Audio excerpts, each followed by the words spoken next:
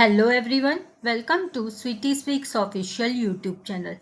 Today we are at day 82 of 111 days verification challenge.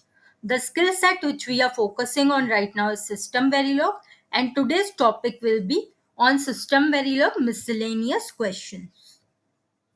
Let's see today's questions. There are a lot of parameters which we use in System Verilog. You need to tell me how can you override parameters inside your transaction class. We have mailbox in System Verilog. If you go to System Verilog Essential series in Sweetie Speaks official YouTube channel, I have created a detailed tutorial on mailbox. You can go and understand that, and then you can tell me what is the difference between bounded and unbounded mailbox, and I will tell you to explain this with the help of coding example. You can use free practice platform like EDA Playground. Go there, create an example of bounded mailbox and unbounded mailbox, execute it, see the output, and that's how you are going to solve this. You need to explain the difference between rand case and rand sequence.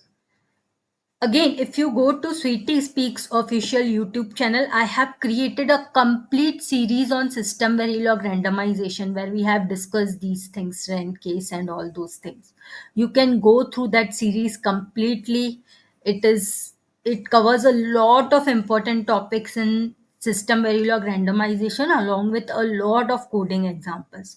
So please go through that series and then it will be easy for you to solve this question, the difference between rand case and rand sequence. The next question is, see, we have Verilog and we have system Verilog. You need to tell me why is system Verilog preferred as a verification language over Verilog. Hint I can give you, see, System Verilog has a lot of important features over Verilog. One simple example is OOPS. OOPS helps you in reusing the classes. That feature is not available in Verilog. This is just one example I give you. Like this, so many important features are there in System Verilog. Again, randomization is one feature which was not there in Verilog. A lot of new data types are added in System Verilog. So all these things make it a preferred language compared to Verilog, but you need to list it in detail. The next question is, how is garbage collection done in SV? I have started a series on System Verilog Oops where I have explained about this garbage collection in System Verilog in detail in one of the video tutorials in System Verilog Oops series. You can go through that and there itself you will find the answer to that. Now we have System Verilog in that there are certain synthesizable constructs and certain non-synthesizable constructs. You need to list down which are synthesizable constructs and which are not synthesizable. Now you will say, why does System Verilog even have non-synthesizable constructs? See, for design, we cannot use non-synthesizable constructs because they will not create a hardware. They are not synthesizable. But for test bench you are not going to synthesize. Test bench is not going to go in the design. That only I am going to use to test the design. So there are certain non-synthesizable constructs which we use in the test bench for verification, but not in design. That's why even some non-synthesizable constructs in SV are also very useful for us. Now I have given you certain codes and I have asked you some questions. The first code is, there is a random int variable C. There is int low and high. I'm creating a constraint which says the range of C, and I'm saying not C inside low high. It means C should not be inside this range low high. Now you need to tell what values will C take.